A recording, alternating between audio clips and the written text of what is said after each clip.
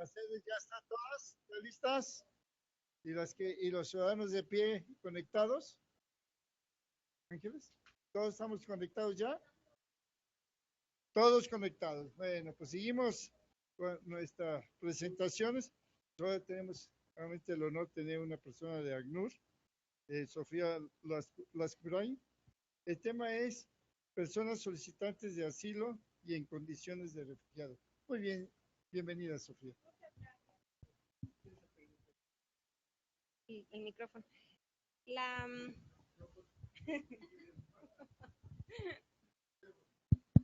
no sé si me oyen. Ustedes me oyen que están aquí al lado, ¿verdad? ¿Sí? ¿Da igual?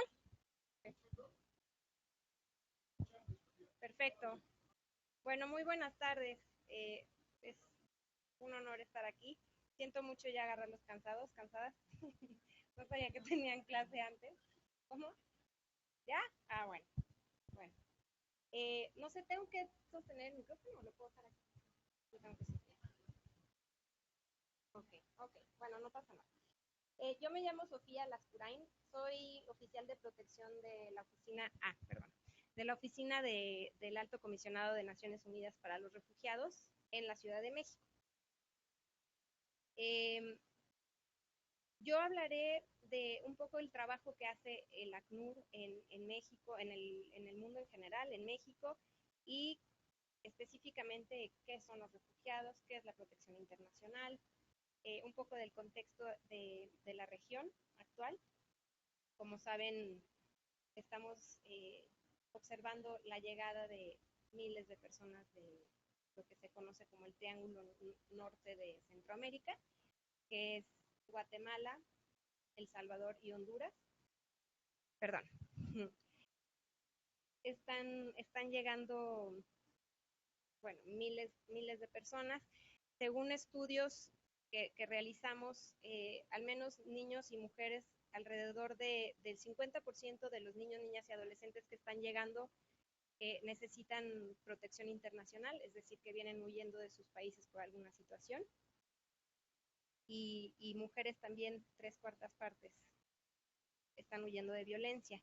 Eh, México, como saben, ha sido tradicionalmente un país que ha visto flujo migratorio considerable desde hace muchísimos años. Lo que estamos viendo ahora, digo, también además de mexicanos yendo a Estados Unidos, el tema migratorio en México es de hace años, ¿no? Pero lo que estamos observando ahora también es un cambio en el perfil de la gente que está pasando por México y que está llegando a México.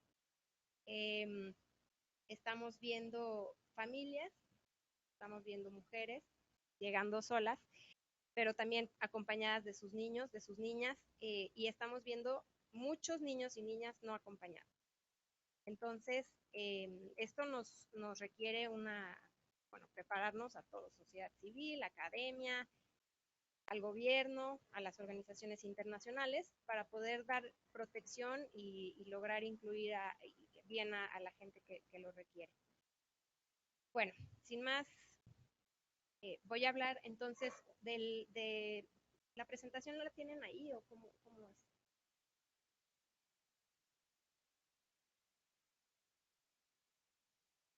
Ok, lo que pasa es que no la veo, pero ok, ok. Sí, prefiero verla a ella que a mí. Ok, bueno, entonces, ¿quién ha oído hablar de la CUF?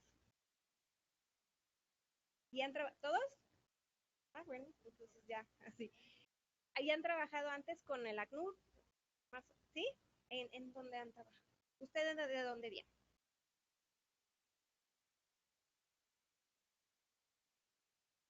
Ok.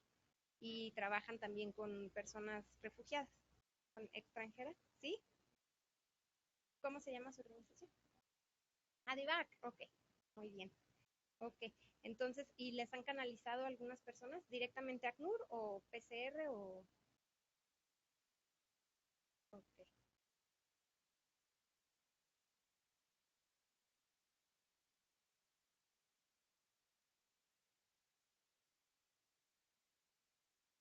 Ok, ok, ok. Entonces, no directamente casos de personas refugiadas,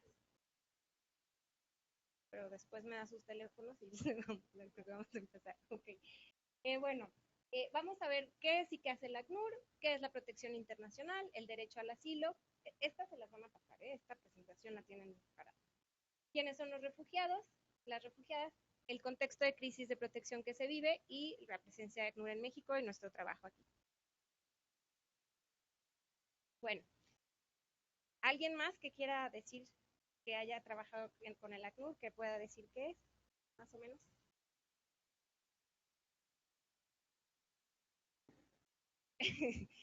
Bueno, el ACNUR es una organización internacional que se funda en 1950.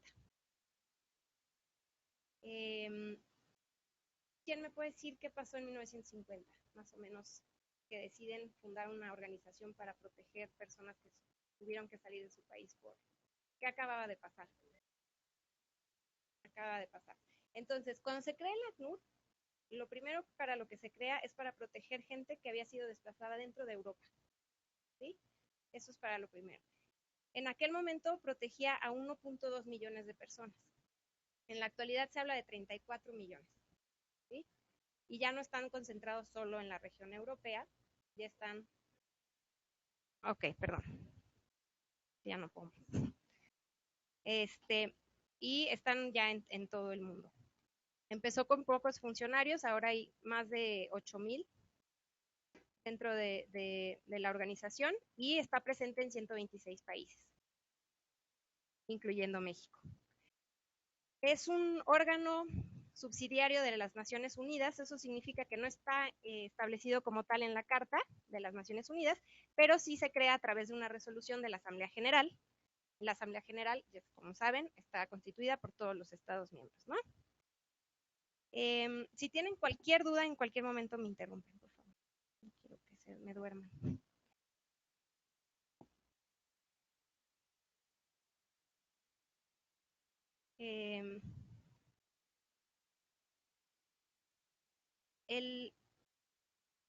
La labor del ACNUR principalmente es humanitaria, se encarga de proteger seres humanos y es apolítica.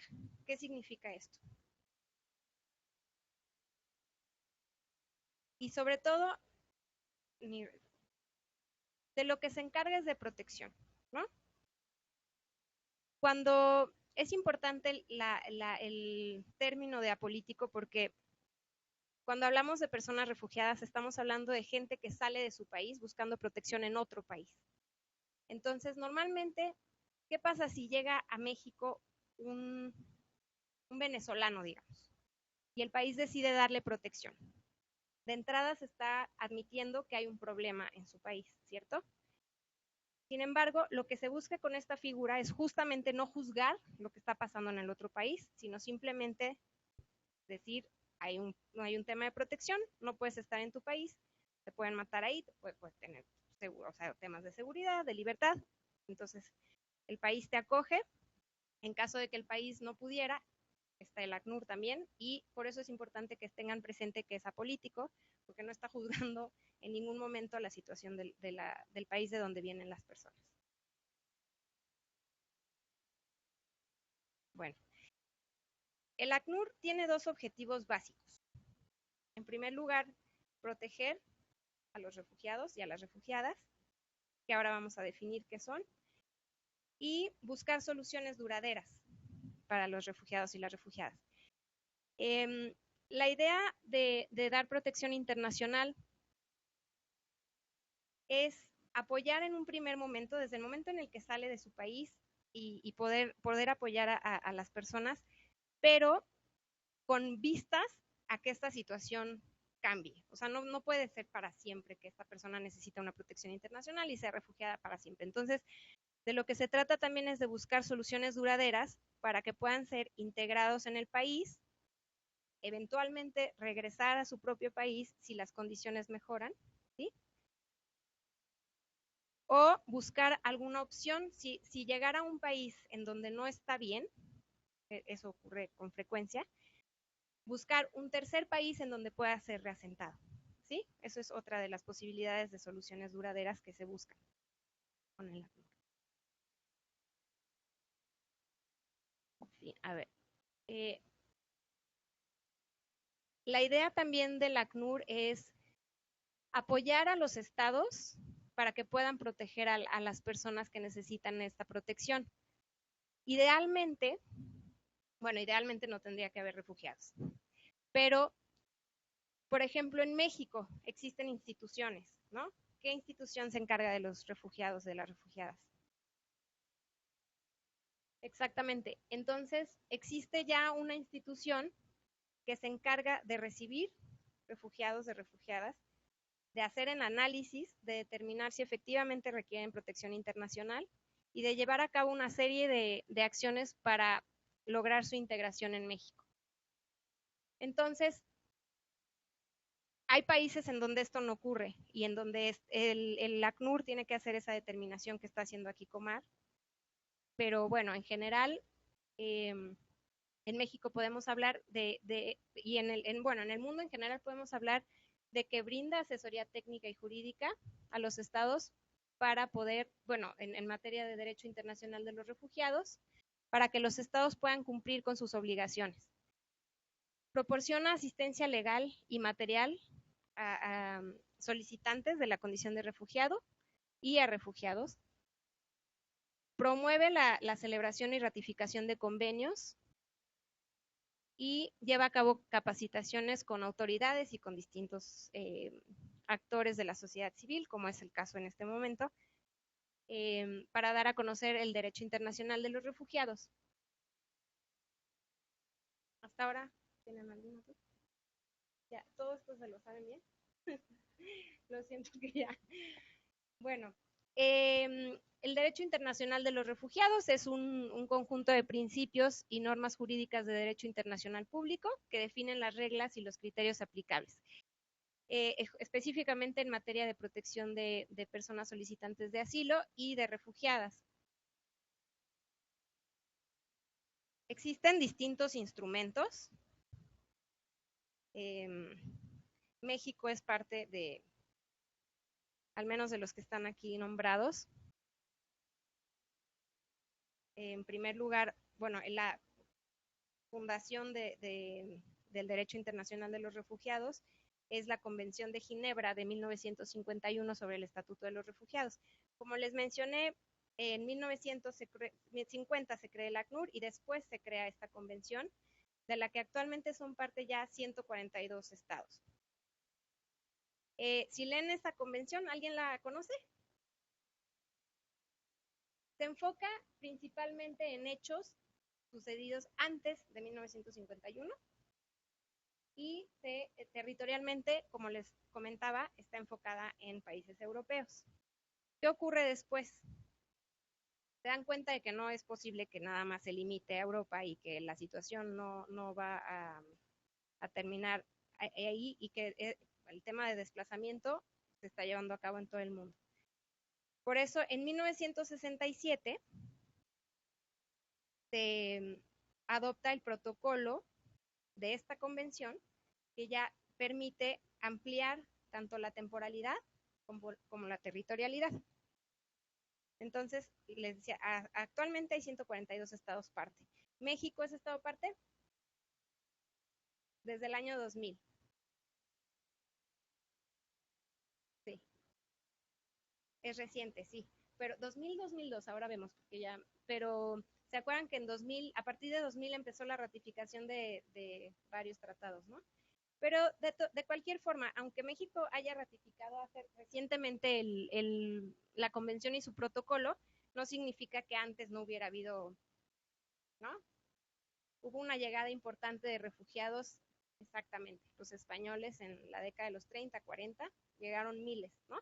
Y a partir de esa llegada se fundaron escuelas, institutos. Después de los refugiados españoles, en la década de los 70, exactamente, del Cono Sur, a raíz de las dictaduras hubo chilenos, argentinos, uruguayos, toda la Villa Olímpica. Y después, en los años 80, hubo una llegada masiva también de refugiados, sobre todo de Guatemala, que venían huyendo del conflicto armado interno.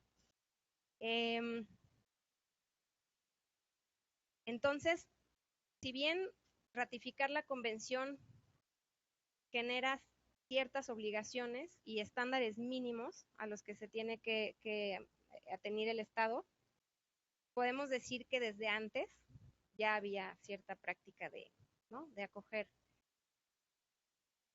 personas que necesitaran protección internacional.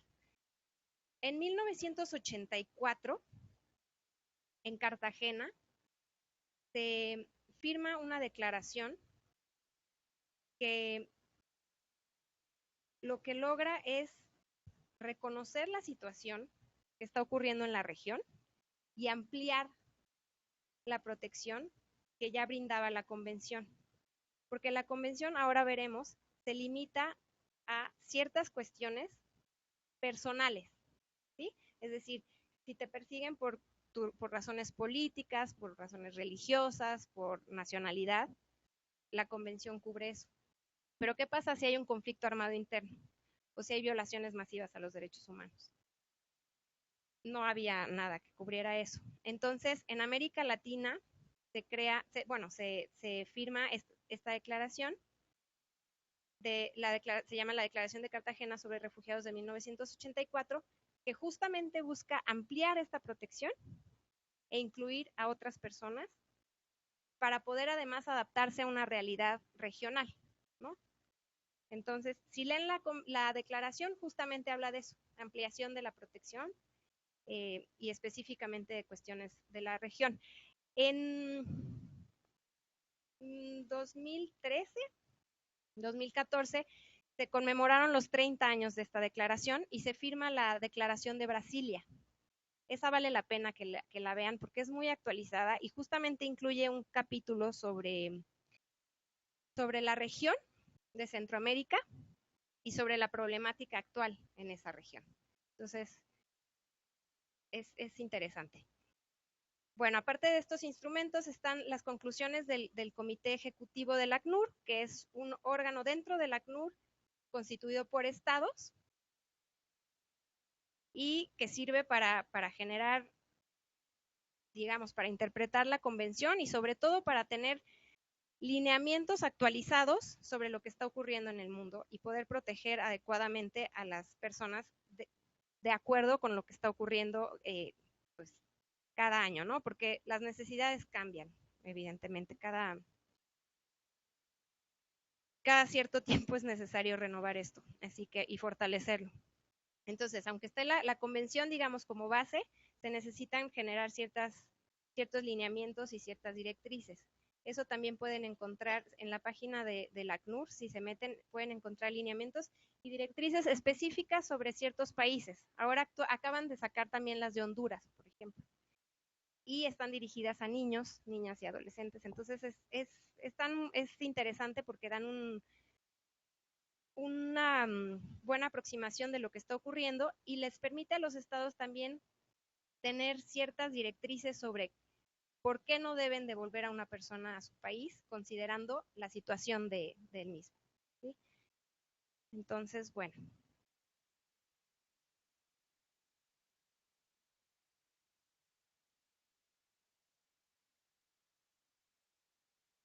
Ya he hablado varias veces de la protección internacional. ¿Ustedes más o menos qué creen que es? ¿Ya vieron la pantalla? Ya no cuento. La protección internacional se otorga cuando el país del que es nacional una persona no puede o no quiere, porque puede ser el mismo estado quien persigue, brindar la protección a la que está obligado.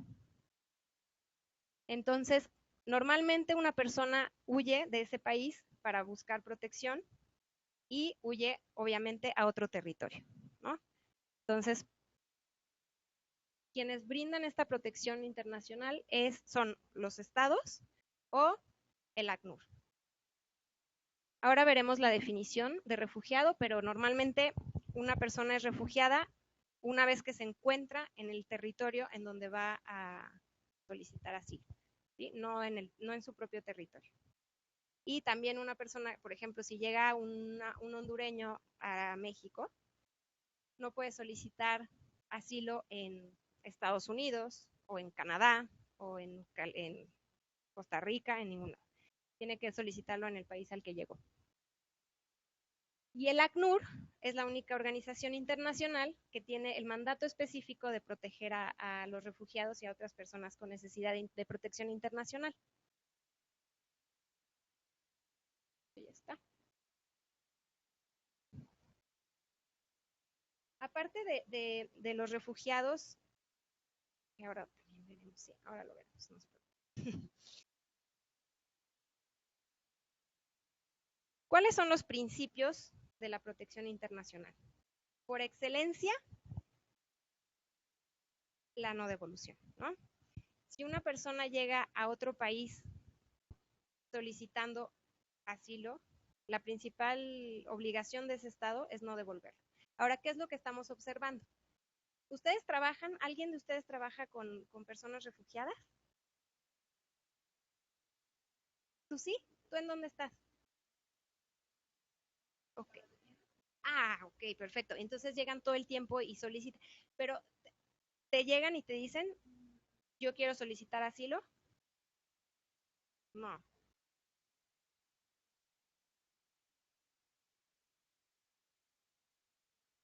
sí,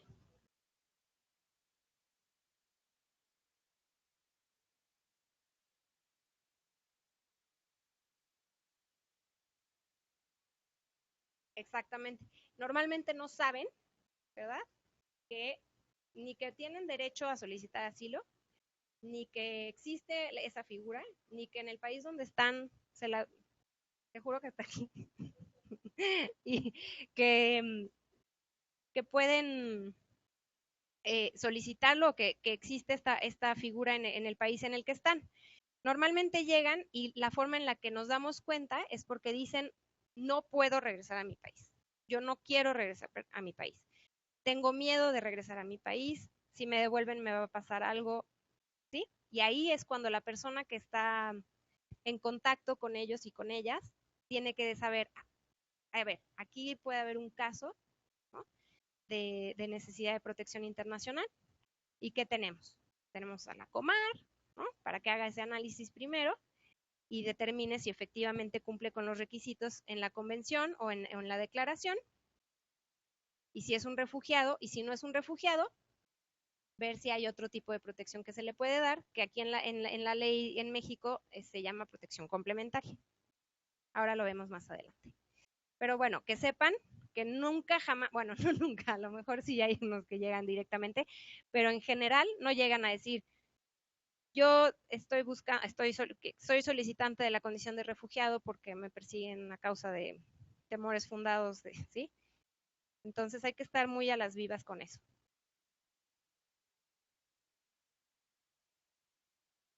El principio de no devolución se encuentra, bueno, los vamos a ver uno por uno.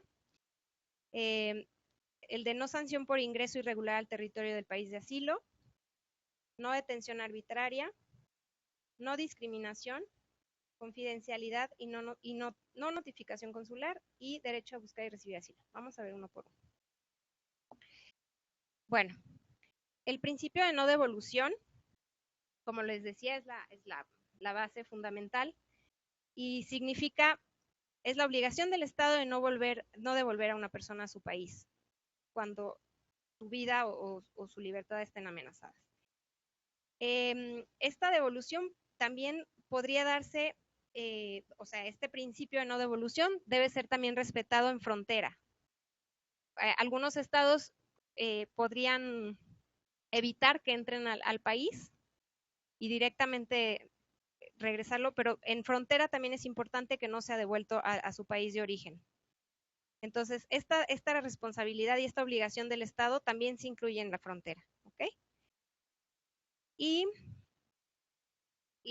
el otro escenario que podría darse con el principio de no devolución es, por ejemplo, si llegara una persona siria a México que pasó antes por Francia, digamos, México dijera, pues ya estuviste en Francia, que en Francia te den asilo, ¿no?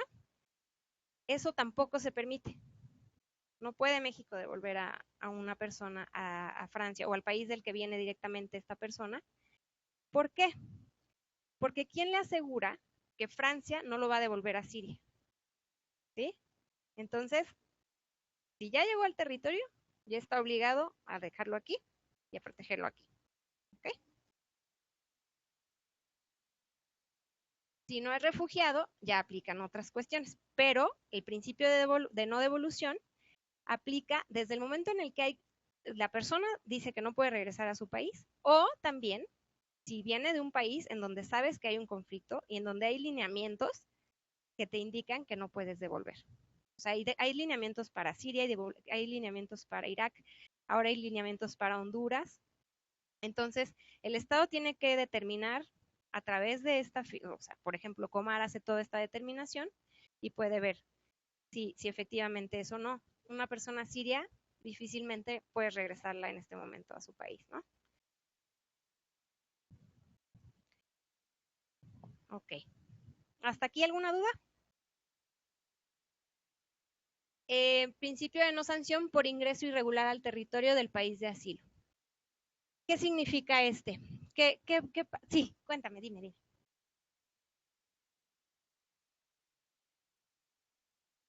Sí, sí.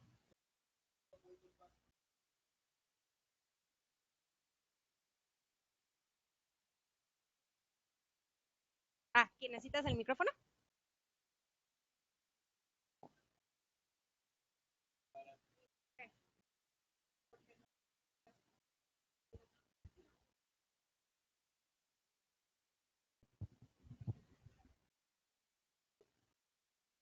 Sí, te preguntaba de que cuando alguna persona entra a un país pero no quiere quedarse en ese país, simplemente va de paso, eh, el mismo país está exigido a darle protección, al menos de vía libre o rechazarlo porque no ha presentado su caso como tal. Eso es algo que nos pasa muchísimo. Cada vez menos, tengo que decir. Hace unos años lo más común era que llegaran y directamente quisieran irse a Estados Unidos, ¿no? Es México, estamos entre y Estados Unidos. Entonces, si una persona llega a México y dice que no puede regresar a su país, México de entrada no lo puede devolver a su país.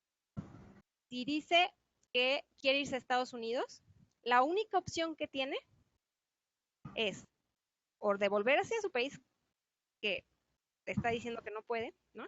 O solicitar asilo en México. Esas son las únicas opciones. Sí. O irse a la frontera, pero ahí ya no tiene ningún tipo de protección. O sea, ahí se arriesga a irse para allá, cruzar, y si llega allá, que Estados Unidos lo reconozca, ¿no? Pero por una cuestión de protección, es mejor que soliciten asilo, ¿no? En el país en el que están, en México en este caso, para que pasen por todo el procedimiento y se evite esa deportación, ¿sí? Entonces, sí, son pocas, la verdad es que son pocas opciones, ¿no? De ninguna manera puede México decir, pásale, o sea, o hacer algo para llevarlo para allá, no puede. Y el ACNUR tampoco. Eso es algo difícil. No podemos, como organización internacional, decir, bueno, te voy a llevar a la frontera para que Estados Unidos. No, no, a lo que podemos comprometernos es aquí, eh, ayudar para que esa protección se dé.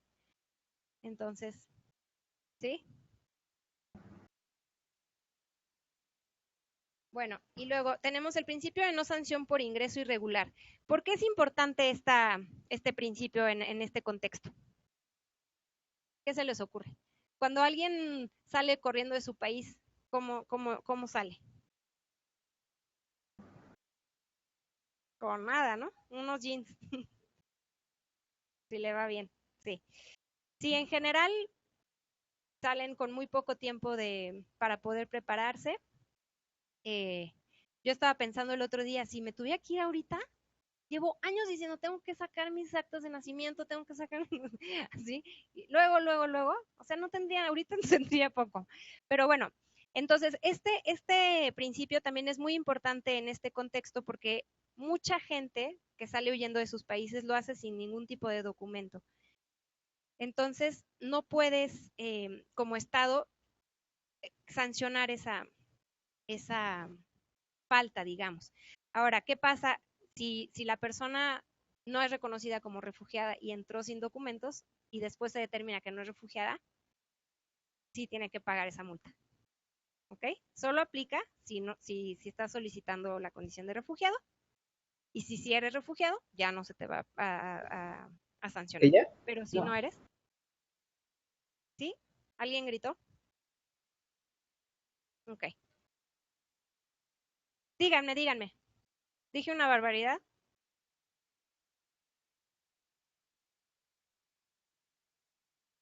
Ok. Em, ok. Bueno, entonces, el tercer principio es el de la no detención arbitraria. Aquí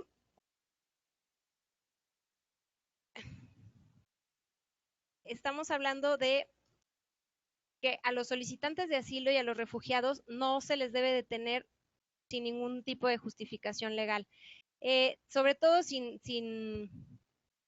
discriminación. Idealmente, y en México no es un delito entrar sin documentos al país, sin embargo, sí existe la detención, ¿no? Están en las estaciones migratorias y, bueno, es por una falta administrativa, no es por una cuestión de un delito, es distinto, pero es parejo. Aplica para solicitantes de la condición de refugiado, para refugiados y para migrantes, como bien saben ustedes.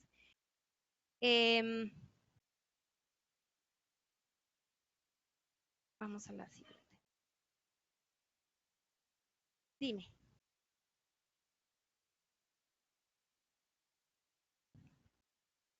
Idealmente, y de hecho la ley dice que si eres solicitante, te pueden dar una visa humanitaria, ¿no? Entonces te pueden sacar si eres solicitante de la condición de refugiado. El instituto sí está acelerando la salida de los solicitantes, sobre todo si se trata de niños, niñas y adolescentes no acompañados, de familias. Sí.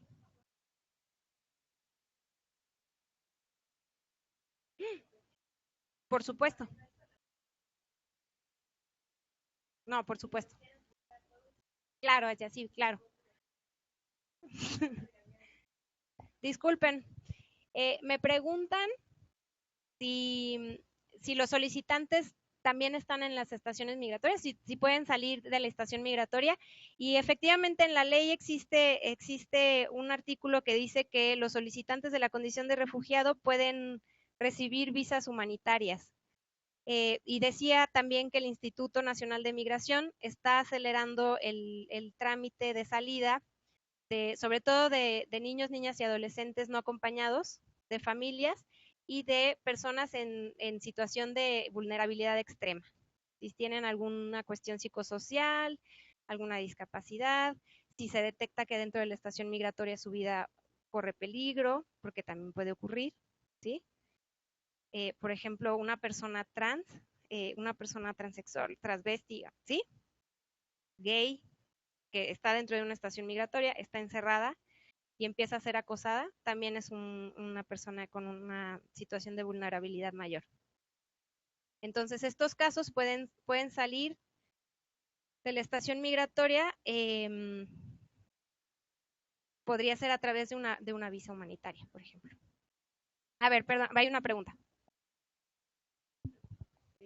Ahorita que te escuchaba, me vino a la mente cómo es que se evita la detención arbitraria, por ejemplo, ahorita que decías de los solicitantes de refugio, o sea, si ahorita estábamos comentando que la persona no llega, ¿no? Como solicitando así tal cual, vengo solicitando asilo, vengo solicitando refugio, ¿cómo se le hace para que no sean detenidos?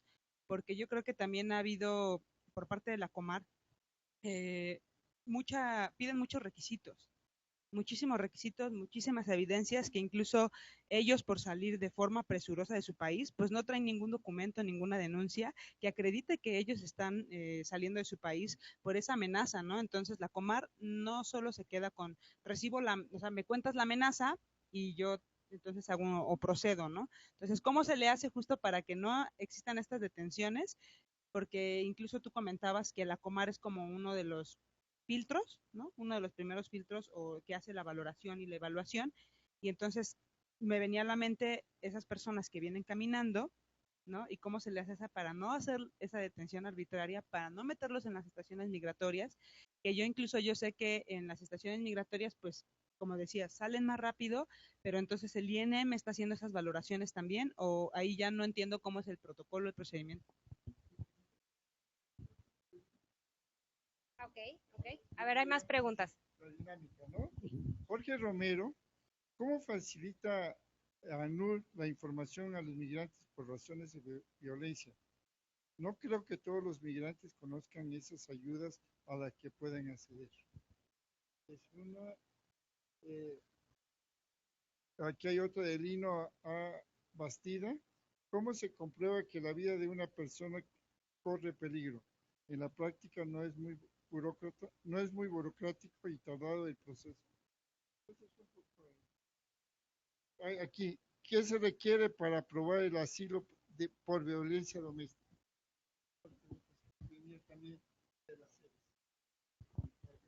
Gracias. A ver, son varias preguntas y, a ver, vamos a empezar con la primera. Si una persona solicita directamente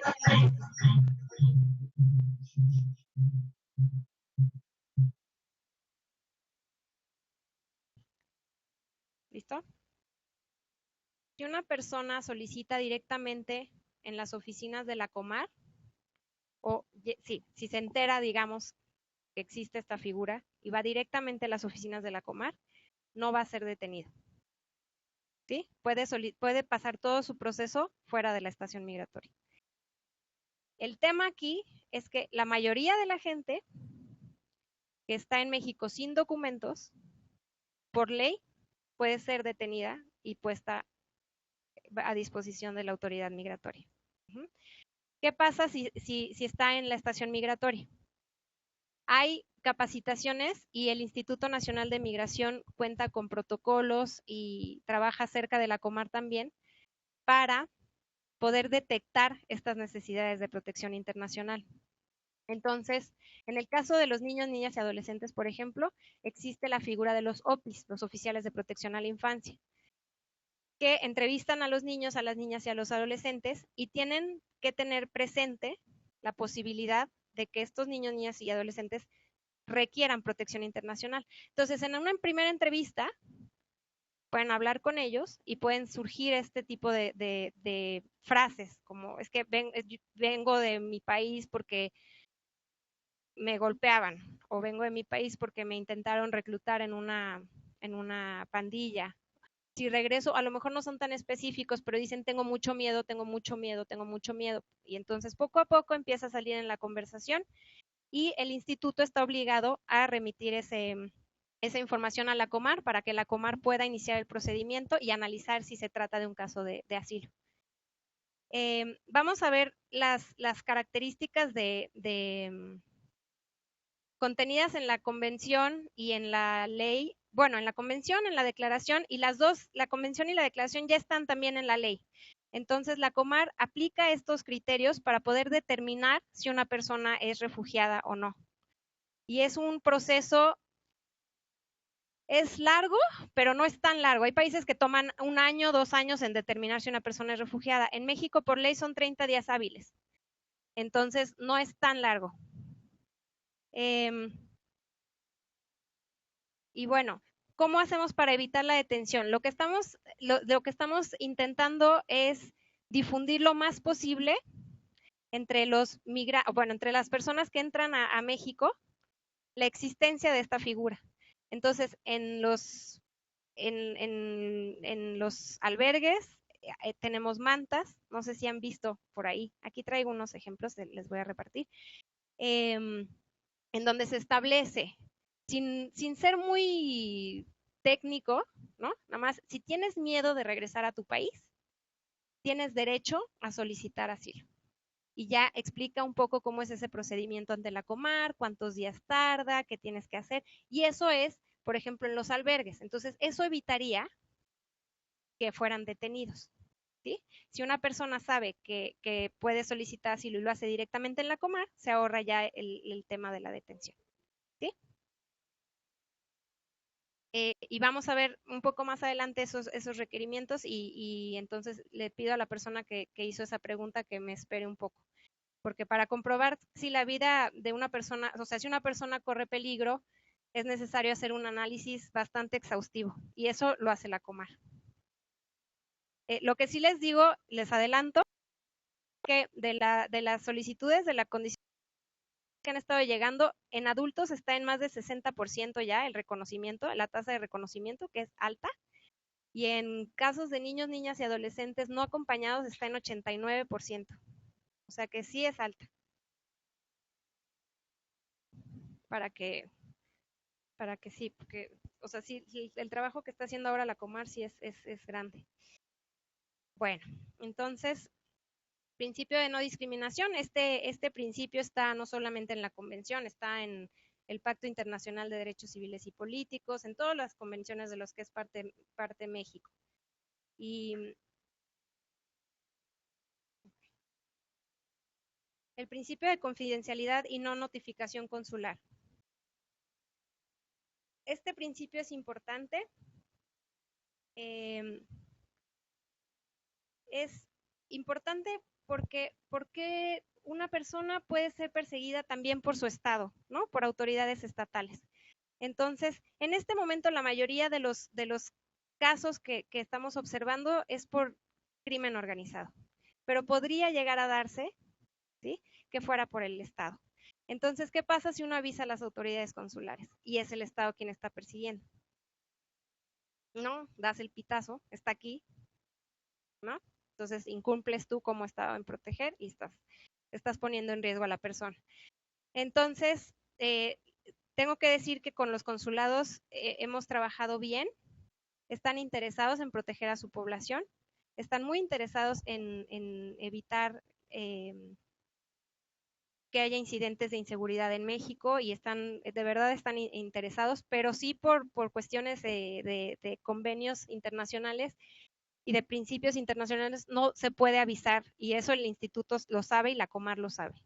Una vez que una persona inicia su procedimiento no puede ser referida al consulado, a menos, ¿sí?, que la persona por escrito dijera que quiere que el consulado vaya a verla, digamos que está en una estación migratoria, tiene que decir por escrito que quiere que el cónsul vaya y que dé seguimiento a su caso. Pero por principio, y el instituto sabe bien, eso no lo hace. Ok. El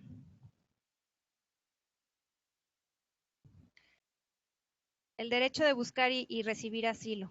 Este derecho se encuentra establecido en la Declaración Universal de los Derechos Humanos, es decir, ya desde 1948 a nivel internacional se tiene clarísimo que no se puede. En el caso de la Convención de los Derechos de los Niños también está establecida. Y el artículo 11 de la Constitución Política de los Estados Unidos Mexicanos, como saben, acaba de reformarse, ¿no? Entonces, deja con mucha más claridad el derecho a recibir asilo.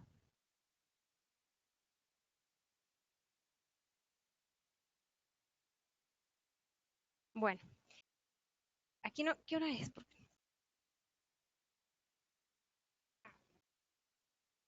Empiezan las preguntas, ¿no? A ver, ¿han oído la diferencia? Se habla de asilo político y refugiados. ¿Y saben la diferencia? Ok. El asilo es la figura amplia de proteger a una persona que no puede estar en su país, ¿sí? En los años, bueno, la región latinoamericana, además de refugiados, tiene una figura que se llama asilo político.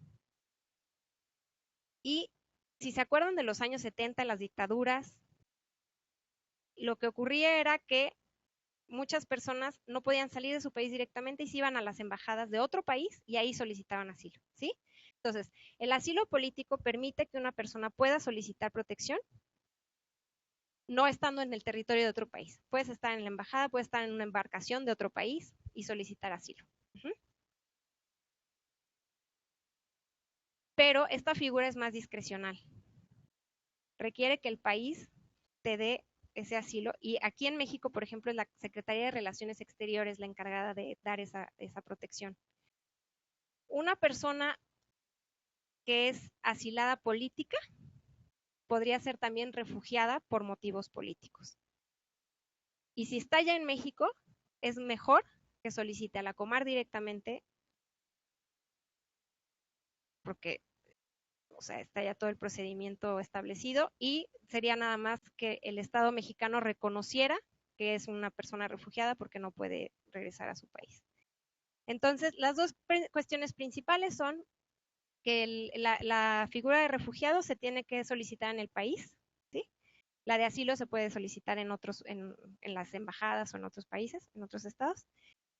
Y el asilo político es discrecional, mientras que la de refugiado es una cuestión de reconocer el hecho de que no puedes regresar a tu país, ¿sí? Es confuso, pero yo creo que, o sea, es importante que sepan que existe esta distinción, sobre todo en la región latinoamericana, y es una figura que dio mucha protección en su momento a la gente que no podía salir de su país y que fue asilada en las embajadas, sobre todo en la década de los 70. Assange, por ejemplo, ahorita está en la embajada ecuatoriana, ¿no?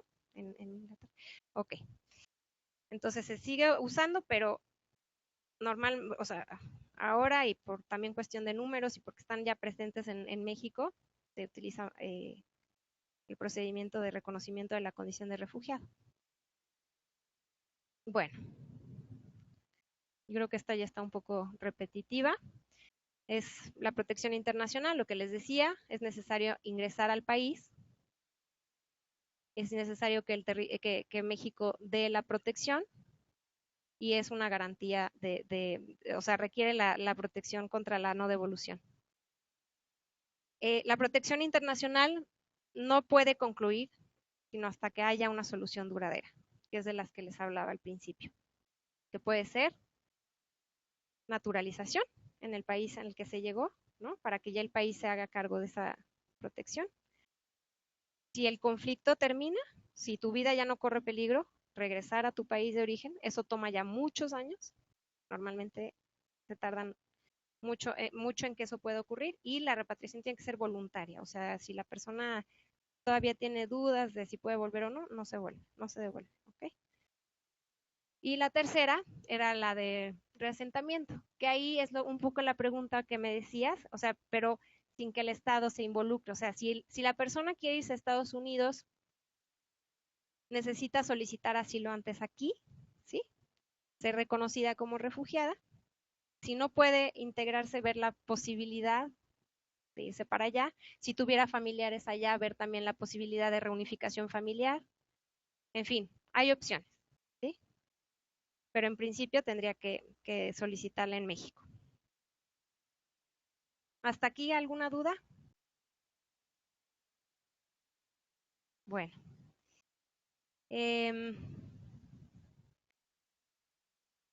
Además de los solicitantes de la condición de refugiado y de los refugiados y de los asilados políticos que hablamos hace un minuto, están también las personas apátridas, que son, ¿ustedes saben?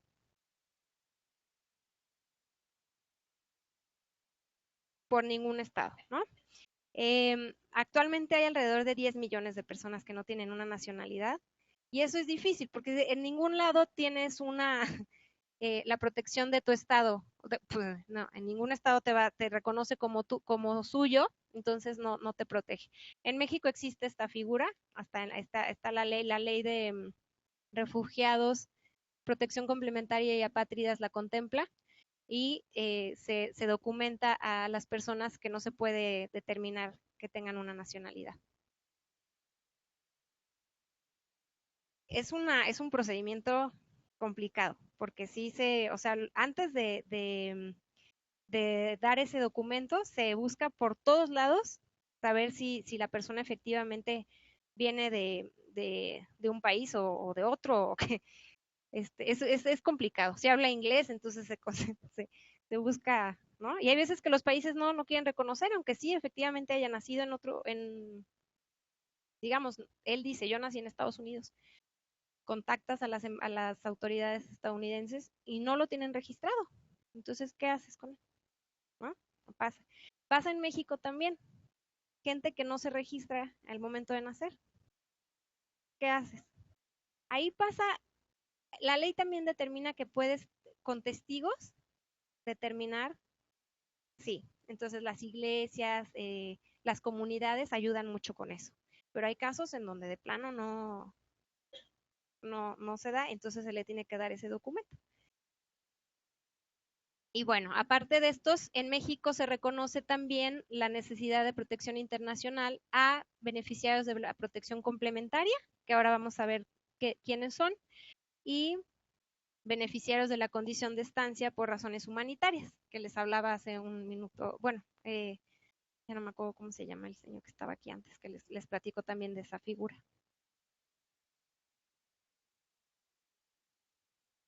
Bueno, vamos a ver ya con más detalle, porque creo que era algo que les interesaba.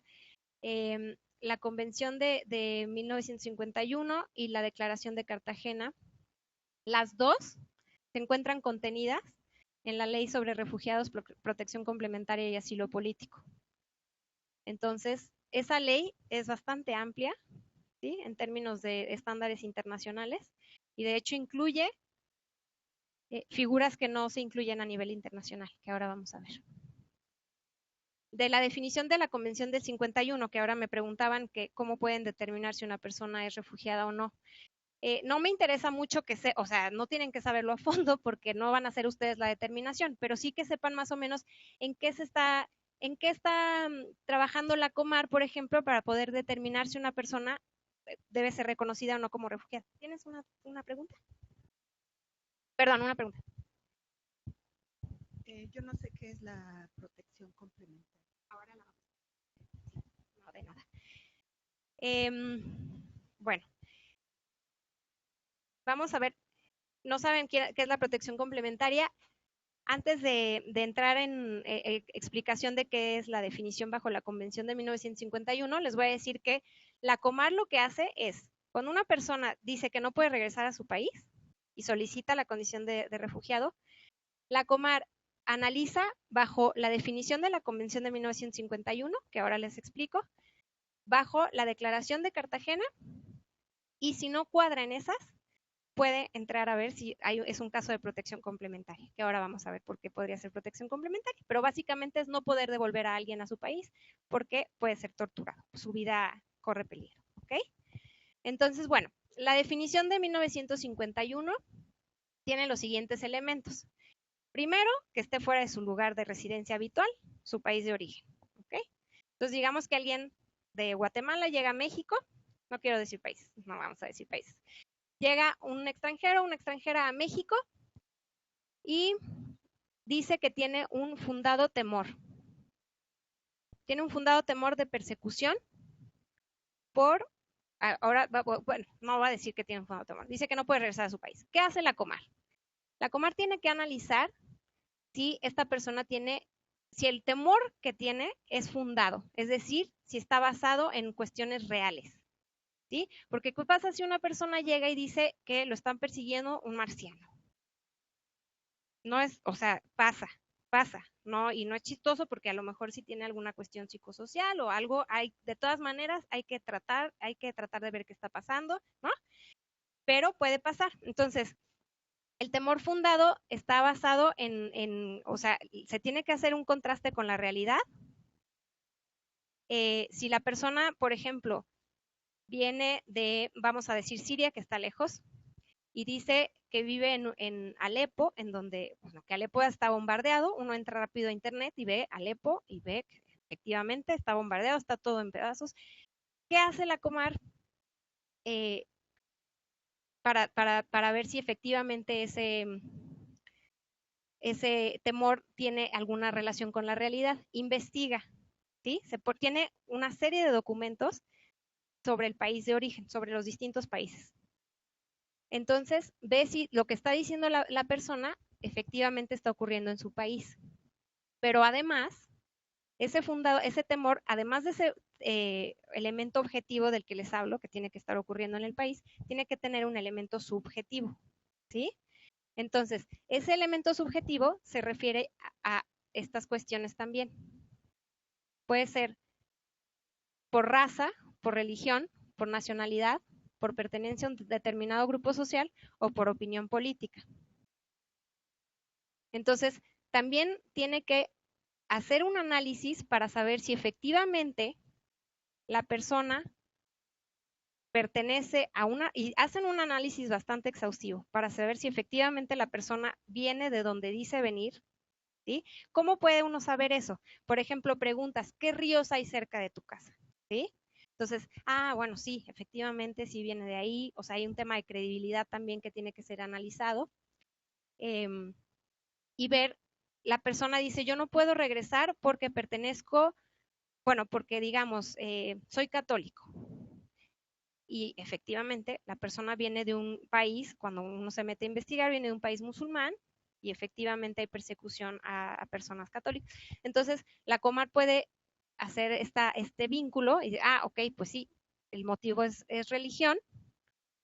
Efectivamente, la gente católica en este país musulmán está siendo perseguida, entonces tiene un fundado temor, se determina esto, y se establece que no puede ser devuelto a su país y necesita esta protección internacional. Eso es más o menos en términos generales lo que pasa con la convención, ¿ok? Ahora, ¿qué pasa con gente que viene de países en donde hay conflicto armado interno y quizás no están siendo perseguidos específicamente por uno de estos 5 motivos? Entra la Declaración de Cartagena, que no sé por qué, aquí está. ¿No? Bueno, perdónenme. Antes de esto, como se refleja la Convención de 1951 en la ley, es así, de esta manera. En el artículo 13, fracción primera, se establece que la condición de refugiado se reconocerá a todo extranjero que, debido a fundados temores de ser perseguido por motivos de raza, religión, nacionalidad, género, pertenencia a determinado grupo social u opiniones políticas, se encuentre fuera del país de su nacionalidad y no pueda, o a causa de dichos temores, no quiera acogerse a la protección de tal país. Y se agrega lo de nacionalidad, ¿ok? Careciendo de nacionalidad, eso ya es lo de apatrida. Estos están los 5 motivos que vieron en la convención, ¿sí? Más género, que es muy importante. Es amplia. Se agregó desde que se adoptó la ley, ¿sí? Y es una buena práctica, la verdad, porque antes lo que se hacía era incluir, por ejemplo, una mujer víctima de violencia, que ahora me preguntaban, de víctima de violencia intrafamiliar. ¿Qué ocurre con una mujer víctima de violencia intrafamiliar? Hay que hacer un análisis también que determine si efectivamente el Estado no la puede proteger, ¿sí? En la mayoría, en todos los países, yo creo que hay violencia intrafamiliar, en todos los países desafortunadamente hay violencia de género, eso no hay duda, ¿no? Pero si uno se mete a ver la información del país de origen, puede ver que quizás de los 2,000 casos que hubo el año pasado, la policía efectivamente atendió 1,970 casos, ¿no? Existen leyes, existe un instituto, existen políticas públicas y la mujer, si fuera devuelta, podría ser apoyada por su propio Estado. Pero también puede uno entrar a la información objetiva y ver que de los 2,000 casos de violencia contra la mujer, fueron asesinadas en 1987, no hubo interferencia de las autoridades, ¿sí?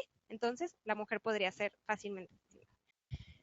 En fin, eso se intentaba meter por donde pudiera hacerse en determinado grupo social. A veces se decía la mujer se está oponiendo a que el marido la golpee, entonces vamos a decir que es opinión política, algo, ¿no? De alguna manera se tenía que cuadrar. Entonces, también los casos de LGBT, ¿sí? Género. si es que hubiera una persecución y si efectivamente el Estado no estuviera protegiendo, directamente entra por género. ¿Sí? Entonces, esta figura amplió muchísimo la protección de un grupo muy importante de personas que además en este momento están llegando muchas. ¿Hay una duda aquí? ¿Ya no? Ok. La Declaración de Cartagena amplía aún más esta protección al enfocarse más en las circunstancias del país del que viene la persona y ya no tanto en las cuestiones personales, ¿sí? Entonces, los motivos de persecución, bueno, de persecución o de huida más bien de una persona bajo la Declaración de Cartagena son violencia generalizada, ya no sé dónde está eso. Aquí está. Violencia generalizada, agresión extranjera, conflicto interno, violación masiva de los derechos humanos y otras circunstancias que hayan perturbado gravemente el orden público, que ya es amplio eso, ¿no? Ya. Entonces, esto amplía aún más. Y aunque es una declaración y una declaración no es vinculante bajo derecho internacional, en el caso de México se incluyó en la ley. Entonces, las autoridades sí están obligadas bajo esta declaración. Se incluye tal cual en la Ley de Refugiados, Protección Complementaria y Asilo Político, en el artículo 13º, fracción segunda. Esa definición que ven ahí viene directamente de la Declaración de Cartagena. Bueno, si si la Comar hiciera este análisis y no entra bajo ninguno de estos motivos que acabamos de ver, tiene aún que determinar si bajo protección complementaria se puede proteger a esta persona. La protección complementaria, bueno, aquí dice, ¿no? Requiere protección para no ser devuelto al territorio de otro país en donde su vida peligre o en donde existan razones fundadas para creer que estaría en peligro de ser sometido a tortura u otros tratos o penas crueles, inhumanos o degradantes. La Convención contra la Tortura establece el principio de la obligación de no devolución, ¿sí? a un país en donde la vida de una persona, sobre todo la integridad física de una persona, corra peligro. Entonces, esta figura está basada en esa convención. Y ya no requiere de estar vinculado con todos los otros motivos. Entonces, puede darse esa protección complementaria que es igual, el nivel de protección es igual que si fuera reconocido como refugiado. ¿Sí?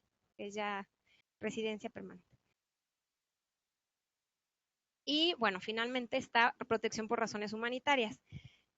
Esta protección permite que una persona no sea devuelta a su país de origen, pero el nivel de protección no es tan alto como ser reconocido como refugiado o que se te otorgue protección complementaria. Sin embargo, es muy importante que te la tengan presente porque incluye a un número importante de gente, de extranjeros que están llegando a México. Por ejemplo, estos yo creo que les va a sonar conocido, ser ofendido, víctima o testigo de algún delito cometido en territorio nacional. ¿Sí? Ser niña, niño o acompañante, adolescente, migrante no acompañado. Esta es la que les decía también hace unos minutos. Ser solicitante de asilo político o de la condición de refugiado. Entonces, si está uno en la estación migratoria, puede solicitar esa visa humanitaria también. O si no está en la estación migratoria, también la puede solicitar.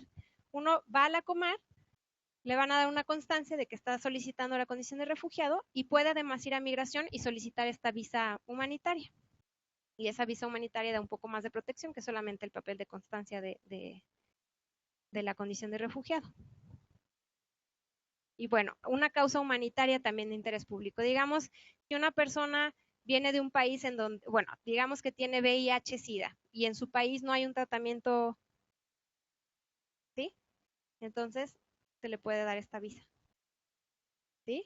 No se le está persiguiendo, no hay una condición en su país como para que se le reconozca bajo la declaración, pero no hay medicinas.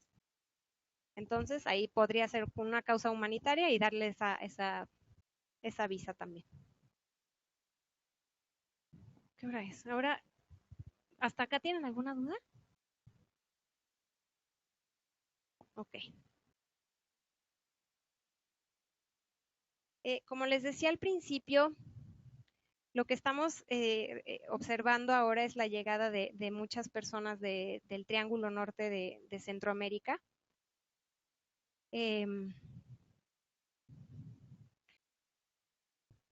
Estamos viendo, bueno, estas son figuras del 2015.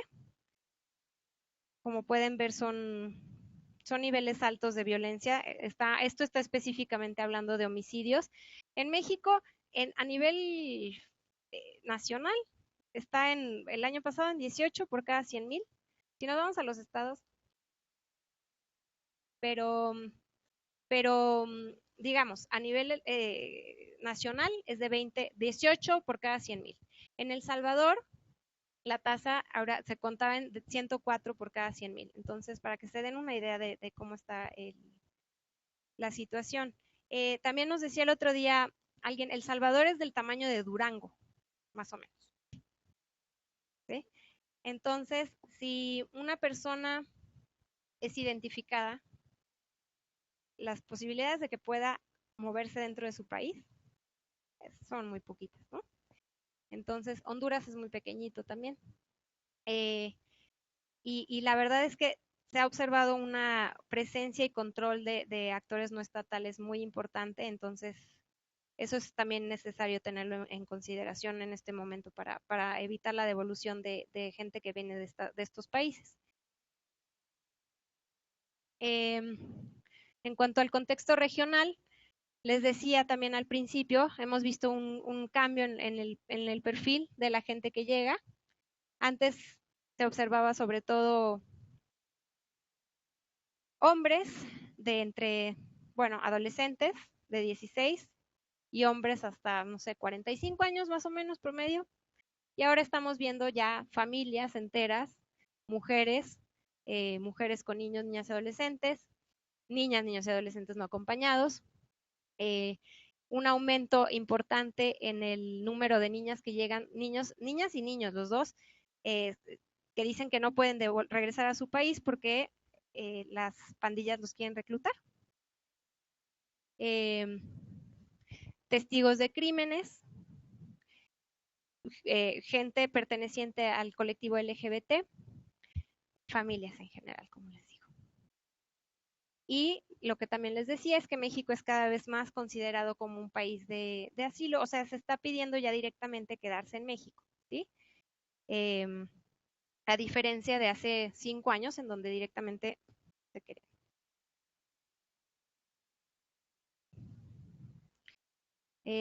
Bueno, aquí hay unas tablas también que son interesantes. No se ve nada, ¿eh?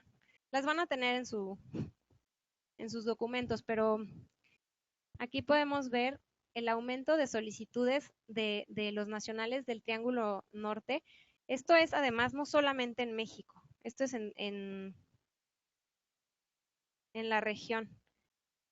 Aumenta, en 2004 teníamos más o menos 4,000 personas solicitando, no, menos, 2,000 personas solicitando la condición de refugiado provenientes de El Salvador, Guatemala y Honduras. Y hacia el año, ya en 2015 se cierra con 23,000 personas salvadoreñas solicitando, ¿sí? Entonces, en 11 años hubo un aumento muy importante de gente solicitando protección internacional.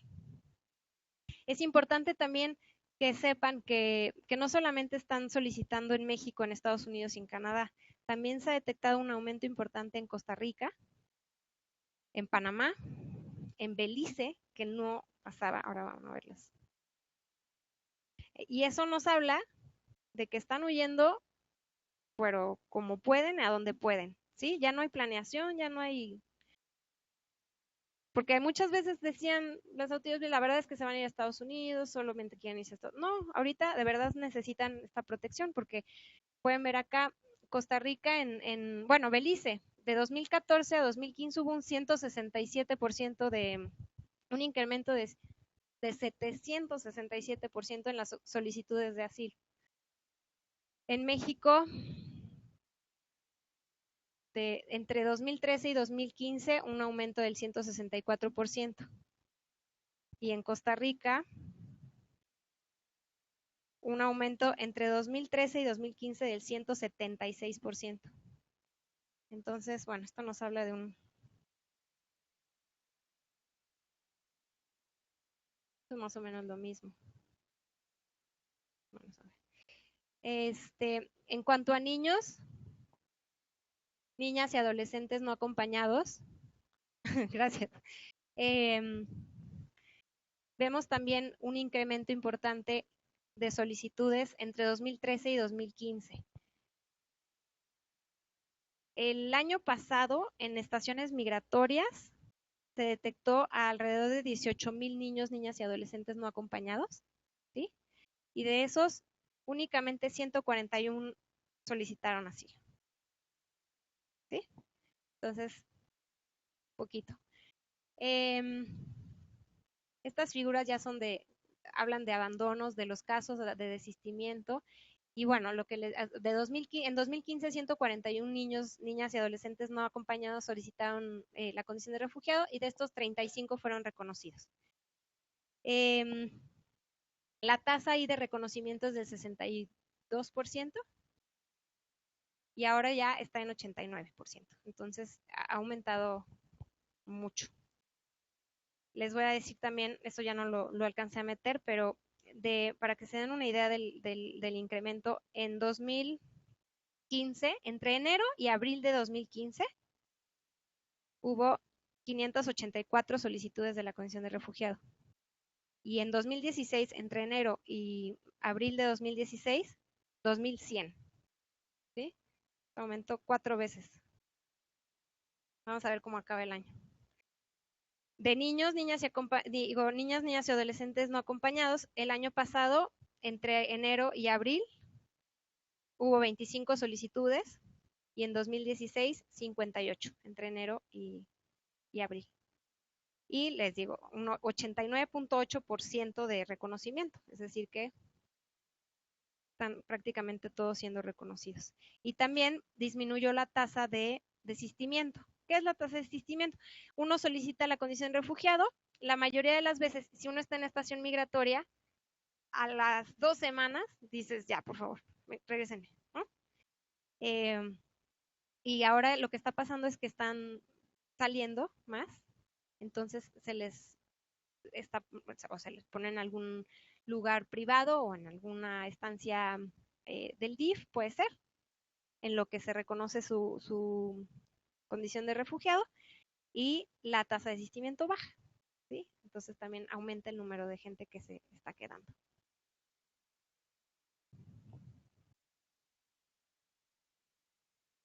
Bueno, esto ya es lo mismo. Específicamente ACNUR en México. ¿Qué estamos haciendo ante esta situación? Bueno, el equipo está creciendo considerablemente. Tenemos ahora oficinas en la Ciudad de México, en Tenosique, en Tapachula, en Acayucan y hay un proyecto importante en Saltillo también. No con oficina directamente, pero también para integración. Entonces estamos buscando tener más presencia. Estamos trabajando también en también me lo preguntaban, ¿qué estamos haciendo? Una de las principales prioridades es difundir la información entre las personas que están entrando a México para justamente evitar la detención y para poder acceder a ellos y además informar que tienen el derecho de solicitar la condición de refugiado y evitar que sean deportados o que ellos mismos decidan irse. Trabajamos muy, muy cerca de la Comar y muy cerca del Instituto Nacional de Migración para estas dos cuestiones. Con el instituto también vamos a poner pantallas en donde se puede informar todo el tiempo sobre este derecho ya dentro de las estaciones. La idea es que no lleguen a estar ahí adentro, pero si están adentro también es importante que conozcan de su derecho. Trabajamos también con las estancias, trabajamos con albergues, con sociedad civil en general. Con las Procuradurías de Derechos de los Niños, Niñas y Adolescentes del DIF también estamos trabajando mucho. Es una figura nueva que está fuerte a nivel nacional, pero a nivel estatal y municipal aún no está tan sólida. Entonces estamos tratando también de trabajar cerca de ellos sobre todo en Chiapas y en Tabasco, que es donde más población hemos detectado con estas necesidades. Y bueno, estamos tratando también de lograr que todo el cambio que hubo a través de la Ley General de Derechos de Niños, Niñas y Adolescentes, que es este cambio de paradigma, ¿no? De establecer que los niños tienen derechos, lograr que esa idea sea transversalizada también en la legislación migratoria, ¿sí? En las actividades en general del Estado. También damos asesoría y representación legal a través de socios de la sociedad civil, sobre todo, ¿sí? Trabajamos con la Comisión Mexicana de Defensa y Promoción de los Derechos Humanos. Trabajamos con ustedes, trabajamos mucho. Trabajamos también, sí, hay muchas organizaciones. Ahorita el programa de la Universidad Iberoamericana también tiene un proyecto específicamente dedicado a solicitantes y a refugiados. Sin Fronteras también trabaja mucho este tema. Y PCR, el programa Casa Refugiados, es nuestro socio principal y ellos sobre todo dan asistencia, más bien asistencia material y de integración, ¿no? Ellos no es asistencia legal. Otro de los objetivos con los que estamos trabajando, que también, ¿cómo se llamaba el señor que está aquí antes? Aaron. ¿Se acuerdan que les hablaba de los albergues y que iban a tener más espacios y eso? Eso también estamos tratando de lograrlo porque es uno de nuestros principales intereses y hay una campaña mundial, es evitar justamente la detención de personas, idealmente detención general, ¿no? De migrantes, sobre todo en un país en donde se supone que no está penalizado esta situación. Entonces, ¿qué pasa?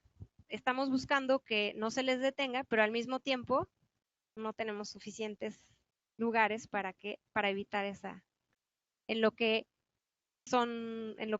pasa el procedimiento de la condición de refugiado, necesitan tener mucho apoyo porque no tienen derecho a trabajar, entonces necesitan este acompañamiento y estamos entonces trabajando muy cerca con la sociedad civil y con el DIF, también con los albergues del DIF, sobre todo cuando se trata de niños, niñas y adolescentes no acompañados.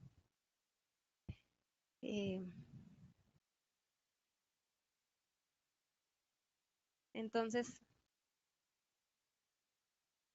como les decía, cada vez más gente se quiere quedar aquí, entonces otra de los objetivos es lograr establecer programas o fortalecer programas, trabajar junto al Estado también con los programas ya existentes para poder lograr una mejor integración de la gente que sí decide quedarse.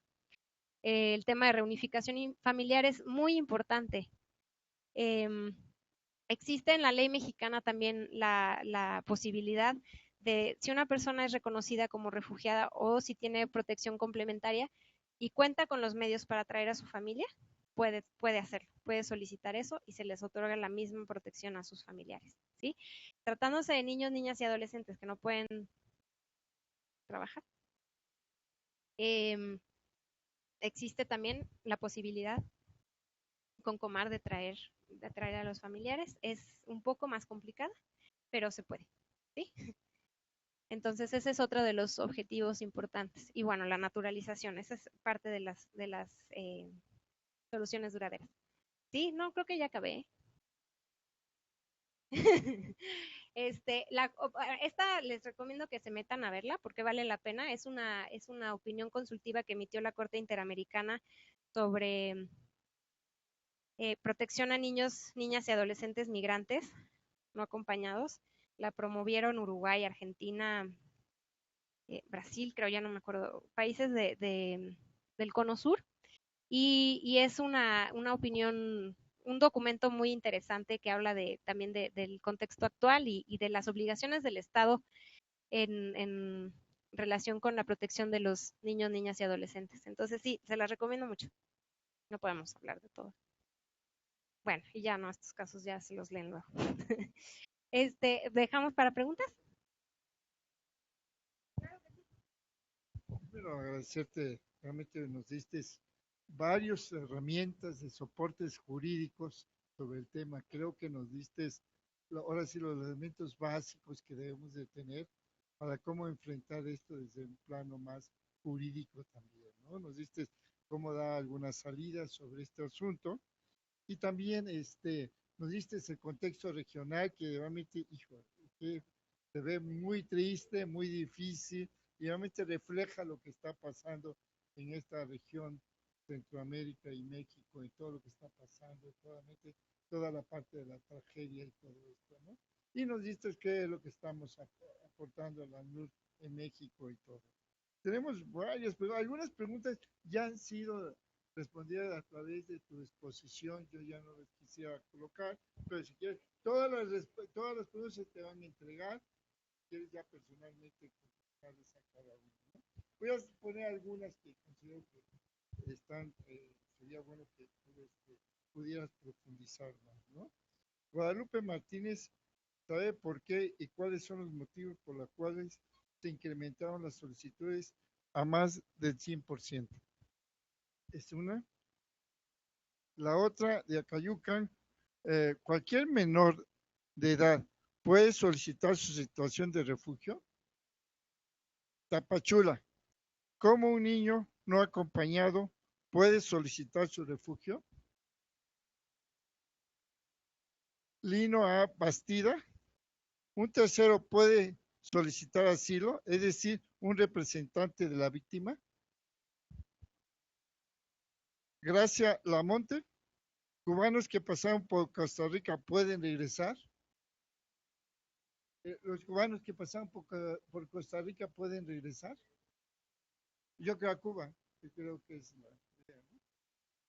Y Verónica Noriega, ¿el ANUP opera en Estados Unidos también? Y hay más, pero bueno, vamos a contestar esto. Gracias. A ver, empiezo a ver si reconozco mi letra. ¿Por qué incrementaron las solicitudes? Bueno, las condiciones en la región, como saben, son complicadas desde hace varios años y son varios factores. Yo diría, en El Salvador, por ejemplo, hubo un conflicto armado interno hace no tanto. La gente continúa armada, ¿no? Mucha gente también, muchos niños crecieron en Estados Unidos, en el sur. De hecho, las pandillas, la Mara Salvatrucha, no sé si la han oído, se genera justamente en Los Ángeles, ¿sí? Y luego esos niños son deportados a El Salvador de nuevo. En fin, son una serie de factores. Hay cuestiones también económicas, hay cuestiones también de desintegración familiar, hay cuestiones de violencia intrafamiliar también muy fuertes. Hay sí, en general observamos eso. Vemos también un aumento en la circulación de armas, eso lo vemos también en México, ¿no? La entrada de armas, esa también ocurre abajo. Vemos también un tema de narcotráfico importante, ¿sí? Del que se están beneficiando estas pandillas y que están además fortaleciéndose para hacer otro tipo de actividades como trata de personas, tráfico de armas, en fin. Y además hay una sequía en la región. Entonces, ahora es una combinación de factores muy importante que está llevando a la gente a tener que salirse de su país y buscar protección en otros lugares. Cualquier menor puede solicitar la condición de refugiados y cualquier persona, no importa de dónde vengas, si vienes de otro país y llegas a México, tienes el derecho a solicitar la condición de refugiado. Que seas o no refugiado, eso ya es algo que se determinará a lo largo del procedimiento, pero el derecho de solicitarlo lo tienen todos. Desde los 0 años no pueden, pero si pudieran, todos expresarlo, hasta todas las personas lo pueden hacer. ¿Cómo hacerle para que los niños lo sepan? Es difícil. Ahora se los mandaremos también a los que no están aquí. Las mantas que están en las estaciones migratorias y en los albergues buscan justamente ser amigables y tener, o sea, accesibilidad también a los niños, niñas y adolescentes. La verdad es que el número de niños menores de 12 años que están llegando a México es poco comparado con el de adolescentes. La mayoría son adolescentes, son mayores de 11, ¿no? Y bueno, se supone también que los OPIs de migración tienen los conocimientos suficientes para, cuando entrevistan al niño o a la niña, detectar si hay una necesidad de protección internacional, explicarle que tiene sus derechos y los niños pueden solicitar la condición a la Comar. El instituto tiene la obligación de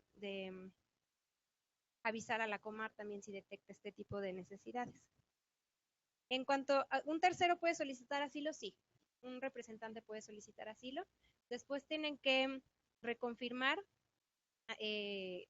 la solicitud, la persona interesada, pero de entrada, si una persona está en un albergue y no puede solicitar directamente a la Comar, el albergue directamente puede hacer esa solicitud. Los cubanos que pasaron por Costa Rica pueden regresar a Cuba. No sé bien de qué estamos hablando. Si son cubanos que necesitan, o sea, si son cubanos que al regresar a su país pueden ser,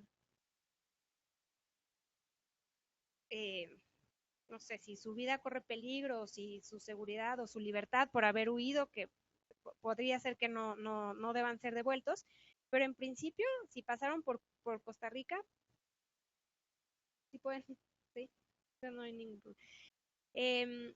Y si el ACNUR opera en Estados Unidos, sí, el ACNUR opera en Estados Unidos y estamos en contacto con ellos también. Y estamos en contacto también con ACNUR Honduras, con ACNUR Guatemala, con ACNUR El Salvador, que trabaja mucho con personas deportadas.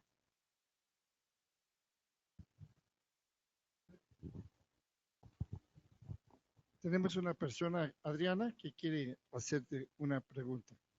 Hola, buenas noches. Mi pregunta es sobre cómo las personas que tienen este asilo, esta protección, siendo diferenciados niños, niñas y adolescentes y personas adultas, cómo se integran al país, siendo que niños, niñas, adolescentes no pueden trabajar y que también los personas adultas, pues muchas veces no tienen papeles. ¿Y cómo se hace esto? Gracias. Vamos a ir de algunas regiones, de algunas sedes, perdón. Estaría la sede de Guadalajara. Sí, hola, mi pregunta va sobre el dato que mencionabas de que el 89% de los menores les aceptan el refugio, y esto también en el sentido de tomar en cuenta el informe que arroja Human Rights Watch en este año, en marzo, sobre puertas cerradas, ¿no? Y donde habla sobre las contradicciones entre la legislación mexicana y la puesta en práctica, ¿no? Entonces ahí, sobre todo, como habla de que el 1% de todos los menores detenidos son reconocidos como refugiados. Entonces ahí como que se contrapone mucho eso con lo que presentó Human Rights Watch en marzo. Tapachula. ¿Nos escucha? Sí, te escuchamos. A ver, bueno. Tenemos aquí dos preguntas. La primera es con relación a que, bueno, se habla de que los centros de alojamiento no deben de ser a puerta cerrada, pero justamente con el tema de cuando la población infantil solicita refugio y no viene ni acompañado, y en este caso a lo mejor no hay ningún tutor de por medio, a dónde son mandados, porque bueno, se piensa casi de manera inmediata que está en el DIF o en otro centro, en la cual a veces por lo general son a puertas cerradas. ¿Qué pasa ahí? ¿Qué apoya ACNUR para que estos chicos estén en espacios a puertas abiertas? Y bueno, la segunda pregunta ahora lo van a realizar. Sí, hay de aquí de Tapachula, sí hay un refugiado en ACNUR, pero solicita de ACNUR el refugio para otro país, ¿se les da? ¿Se le puede hacer ese trámite? ¿Se le puede, o sea, mandar a otro ACNUR para otro país? Gracias. Gracias. Ahora el consulado de Osnar.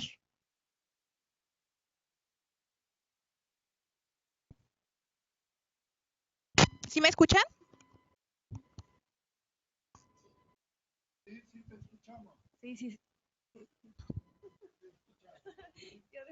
Ok, nuestra pregunta es, ¿cómo ayuda el ACNUR en Estados Unidos cuando se trata de reunificación familiar? Cuando hay personas que están en México y tienen familiares aquí en Estados Unidos. Y la otra es si existen albergues para familias completas o si se separan. ¿Y qué pasa con gente que tiene discapacidades o enfermedades especiales? Gracias. Hola, yo nada más quiero agregar otra pregunta. ¿Qué pasa si, hablando específicamente, un niño solicitó la condición de refugiado, pero se desiste por, no sé, por cualquier situación, regresa al país de origen y por otra situación regresa a México? ¿Tiene opciones para que le den una segunda oportunidad de refugio? ¿Y en qué se basaría?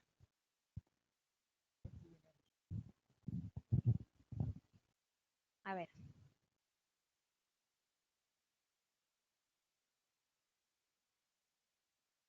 Sobre perdón, es que, a ver, integración, esa me la hiciste tú. Con el tema de integración es muy importante, sí, y es uno de los retos más fuertes que tenemos ahora porque no estaba acostumbrado México a recibir a tanta gente y sobre todo a integrarlos, a tenerlos que integrar. Normalmente se iban, ¿no? Entonces, estamos, en el caso de niñas, niños y adolescentes, lo mismo que pasa con niños, niñas y adolescentes que no tienen familiares en México o cuyos familiares no pueden hacerse cargo de ellos. Lo mismo, se hace cargo el DIF normalmente o existen albergues de larga estancia, ¿sí? Casa Alianza, por ejemplo, tiene varios. Fundación Renacimiento también está trabajando con niños, niñas y adolescentes refugiados. Y los está acogiendo y les está promoviendo educación e integración general, ¿sí? Entonces, lo mismo que se haría con un niño o niña adolescente. En cuanto a adultos, una vez reconocidos, tienen los mismos derechos que, o sea, mínimo tienes que tener tienes estancia permanente, entonces tienes derecho a trabajar, tienes derecho a estudiar, tienes derecho a moverte por el territorio, en fin. Lo que se busca es justamente esta independencia y esta integración, que logren encontrar un trabajo y permanecer en México de la mejor manera posible. La Comar también apoya en la documentación y por ejemplo, si llega una persona que tiene educación secundaria pero no trae los documentos, se hace un trámite de revalidación con la SEP, ¿sí? Y hay convenios también con universidades y hay con casas de empleo y entonces el chiste es lograr la integración en el país. En cuanto a Human Rights Watch, no entendí bien la pregunta. Hablan de Human Rights Watch, el informe es una crítica muy fuerte y efectivamente lo que decíamos con las cifras justo ahora es de los 18,000 niños, niñas y adolescentes no acompañados que se detectaron en estaciones migratorias, de esos 18,000 únicamente 141 que le dan a una persona que tiene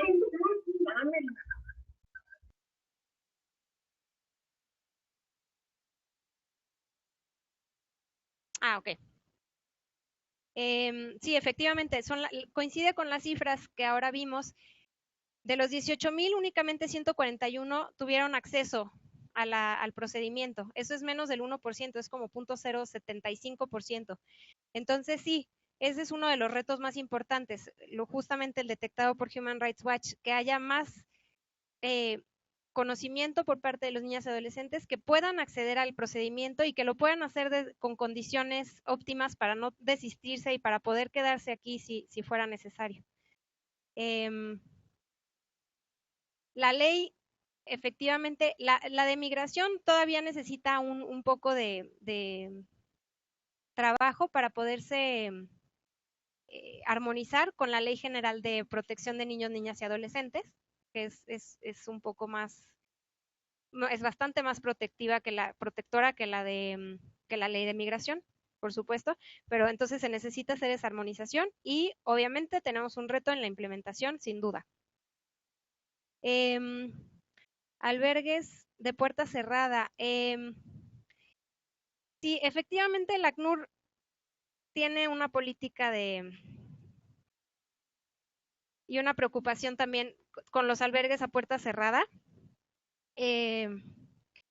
porque la diferencia con las estaciones, pues, al menos no están en condiciones como con las estaciones y no están con otros adultos y mejoran un poco, pero el hecho de que estén a puertas cerradas también es una preocupación. Ahora, también es necesario, porque hemos visto, también los albergues a puertas abiertas tienen ciertas restricciones, porque no es fácil tener a niños en la Ciudad de México entrando y saliendo así nada más. Hay un tema de seguridad también externo que, bueno, se tiene que reconocer. Y entonces, aún en los de puertas abiertas, hay ciertas restricciones para la entrada y la salida, y lo que se busca es eso, que los niños y las niñas estén lo más protegidas posible dentro de este contexto.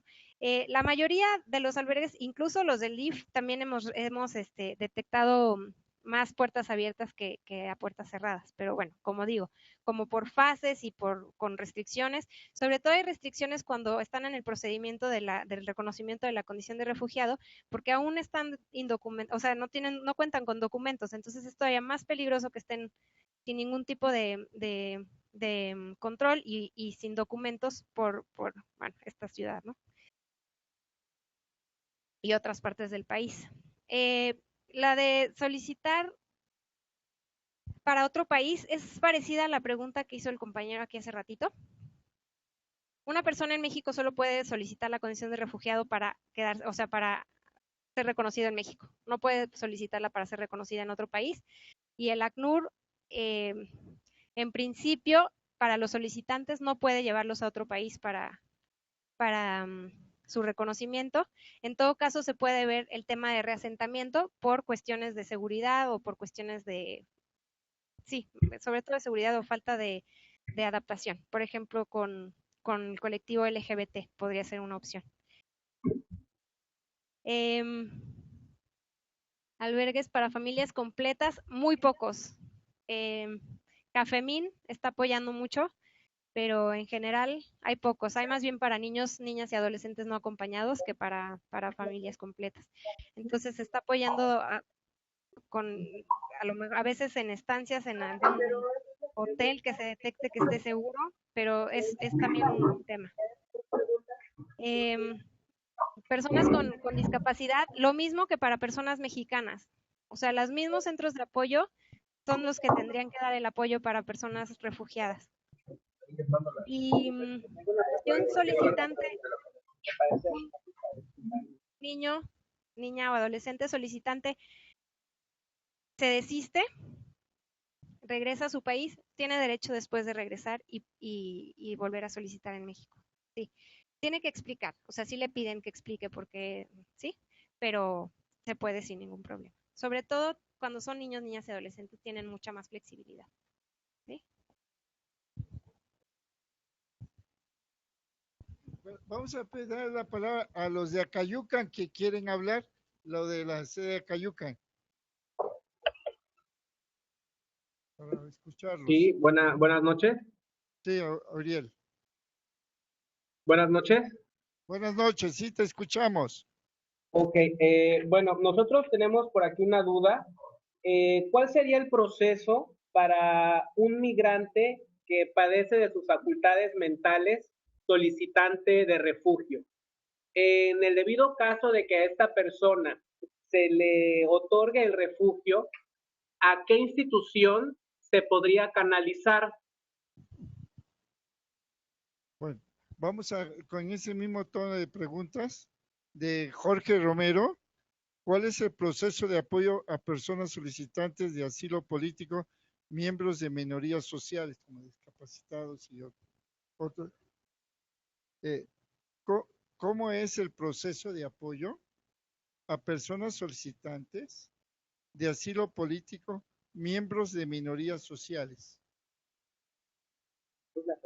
Y Lino Abastida, ¿qué personalidad jurídica tiene que tener una persona para acompañar a un solicitante de asilo o refugiado?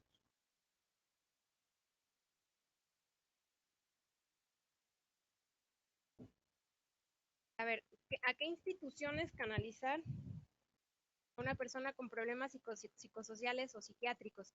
A las mismas instituciones a las que se canalizaría a una persona mexicana. Eso es lo que estamos intentando, es lo que está intentando la Comar también. Tener un convenio con la Secretaría de Salud, con el Instituto Nacional de Psiquiatría. Hay también instituciones privadas que pueden ayudar en esto, pero la idea es que se integren y se incorporen a la red que ya existe en México y no hacer una red paralela para solicitantes y para refugiados. Tenemos que aprovechar lo que hay ya y eso es lo que se está buscando. Para los procesos de apoyo a solicitantes miembros de minorías sociales, es lo mismo, las mismas redes, los mismos, ¿sí? ¿Y qué personalidad jurídica debe tener una persona para dar acompañamiento? No sé, depende del acompañamiento, pero si es acompañamiento legal, normalmente trabajamos con abogados para que hagan este acompañamiento y gente que conozca bien la ley mexicana, los procedimientos, pero si una persona necesita solicitar asilo en representación de alguien, lo puede hacer sin tener ningún, o sea, sin ser abogado o sin ser nada de... la propia gente, los directores de los albergues nos han ayudado, no se necesita mucho, no se necesita mucho más que dar seguimiento muy puntual, eso sí, para que la persona vaya y directamente haga su solicitud.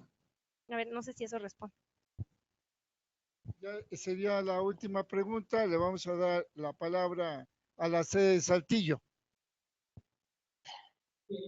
Hola, buenas noches. Nada más, queremos saber si una familia completa solicita el refugio, el trámite se tiene que hacer individual, o sea, por cada uno de sus miembros, o se hace en conjunto. Normalmente se hace individual y se recomienda que se haga la persona que tiene el caso más fuerte. Se reconocería a toda la familia y, por ejemplo, si es una pareja, se recomienda que los dos soliciten. La cuestión es que hay veces que la mujer es la que tiene el caso fuerte y el hombre no lo tiene. Entonces el hombre podría ser rechazado y la mujer no. Entonces lo que se recomienda es que quien tiene el caso más fuerte sea quien lo hace. No importaría si lo hicieran los dos, porque finalmente es una familia y por el principio de unidad familiar se mantendrían juntos. Pero si ha ocurrido, por ejemplo, que solicita la mamá y quien viene huyendo es el niño. Viene huyendo porque lo van a reclutar. Entonces, ella cuenta y no cuenta por alguna razón, entonces no se les da la condición de refugiado y resulta que el niño sí tenía un caso fuerte. Entonces, se tiene que identificar eso y cuando se hable con las familias, también explicarles esa parte para poder que ellas sean también quienes decidan si quieren hacerlo de forma individual o si quieren hacerlo los que tengan el caso más fuerte, o sea, no hay una regla establecida para eso, pero sí recomendaría que quien tiene el caso más fuerte sea quien sea el principal. Los demás son reconocidos, los demás miembros de la familia son reconocidos como refugiados por una figura que se llama estatuto derivado. Entonces no habría problema, o sea, con una persona, todos los demás se les daría. Perfecto, gracias. La sede de Los Ángeles, perdón. La sede de Los Ángeles.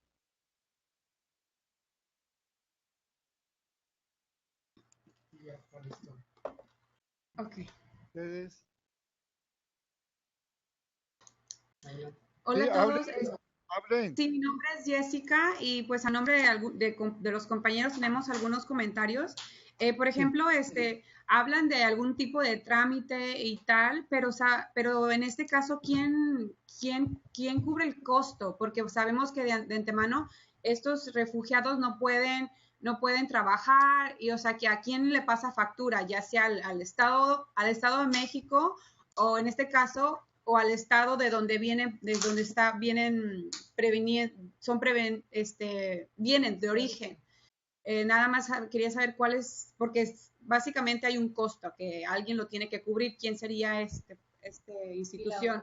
Y la otra, bueno, tenemos otro comentario. Hola, mi nombre es Ana y lo que quería preguntar era, usted mencionó que hay una persona que hace una entrevista como para identificar si existe el miedo de regresar a su país de origen y que es en base a esta entrevista que entonces deciden el asilo o deciden como si es refugiado. Entonces, la pregunta es si esta persona que hace la entrevista tiene una metodología, está entrenada como para comprobar si específicamente esta persona, está capacitada, pues, y la otra es qué tanto profundizan en esa entrevista, porque me imagino que habrá gente que viene de tránsito, obviamente, como para llegar a Estados Unidos y que pues se encuentra con muchas dificultades y bueno, se puede presentar este caso. Entonces, sí, gente que, por ejemplo, no habla ni español. Entonces, ¿cómo es que ustedes entrenan a ese personal si tiene como la capacidad como de escucha y como para identificar que justamente que tenga ese temor, ¿no? Porque obviamente también tener a muchos asilados o a muchos refugiados implica dinero. Entonces, la pregunta. Gracias. Gracias. ¿Ya? Ok. A ver, en cuanto al costo, normalmente lo cubre el Estado y para eso está la Comar, para justamente cumplir con las obligaciones que México voluntariamente contrajo a la hora de ratificar la convención. ¿Qué implica en cuanto a costos? Pues sí, no solamente es tener un equipo capacitado, oficinas, ir a los lugares, porque se trasladan mucho para hacer las entrevistas, implica también asistencia material. En este momento, la cantidad de gente que está llegando es más alta de lo normal, entonces la presión sobre la Comar y sobre el Estado mexicano es muy fuerte. Para eso justamente están las organizaciones internacionales y el ACNUR puede apoyar a través de distintas maneras para justo disminuir un poco la presión que se está generando. Lo ideal es que poco a poco el Estado vaya aumentando su capacidad para poder responder a estas necesidades, pero por lo pronto, y como sabemos que es algo que no se estaba esperando, está la comunidad internacional, o bueno, a través del ACNUR, apoyando en estos casos. UNICEF también está apoyando, la OIM, en fin. Pero en principio el costo es para el Estado al que llegan las personas. Y bueno, en cuanto a la entrevista, sí, las personas que trabajan en Comar tienen que pasar por una capacitación para poder llevar a cabo estas entrevistas, para recibir a las solicitantes. En este momento, el número de gente que trabaja en la Comar no es lo suficientemente grande para poder recibir todas las solicitudes que está recibiendo, entonces la presión es mucha y justamente es lo que se está tratando también de atender, porque no puede ser que una persona tenga que analizar las entrevistas o hacer las entrevistas para 100 personas, 100, están haciendo entrevistas, como 100 entrevistas al mes cada uno, es mucho, ¿no? Entonces, se está tratando de apoyar con eso y estamos, pues también está el Estado está dedicando más recursos para tener más gente dentro de la Comar y capacitarlos también. Definitivamente tienen que estar capacitados, no solamente una capacitación para llevar a cabo las entrevistas, tienen que estar sensibilizados también a la problemática. Algunos están enfocados en protección a niños, niñas y adolescentes, porque esas entrevistas se requieren ciertas habilidades que no se requieren para adultos. Y en cuanto a la profundización, las entrevistas son bastante exhaustivas. Y además, no es solamente la entrevista, que esa ya es mucho, y si la persona, digamos, el entrevistador o la persona de Comar se queda con dudas, puede llamar nuevamente a la persona y volverle a preguntar si tiene alguna duda, si hubo alguna contradicción, si no coinciden los datos que le dijo durante la entrevista con lo que el funcionario de Comar después investigó, puede llamar a esta persona y hacer este contraste para hasta que se logre no tener ninguna duda. En caso de que no hablara español, digamos que llega una persona que habla inglesa, normalmente los funcionarios de Comar hablan inglés y español, algunos hablan francés y español. Si hablara suajili, la obligación del Estado es conseguir un intérprete que hable suajili. No pueden hacer una entrevista si la persona no está entendiendo. Si habla quiché, si viene de Guatemala y no habla español, necesitan un traductor que hable el mismo idioma. Entonces, sí, esa es otra obligación y también se busca hasta el cansancio para encontrar intérpretes que lo hagan.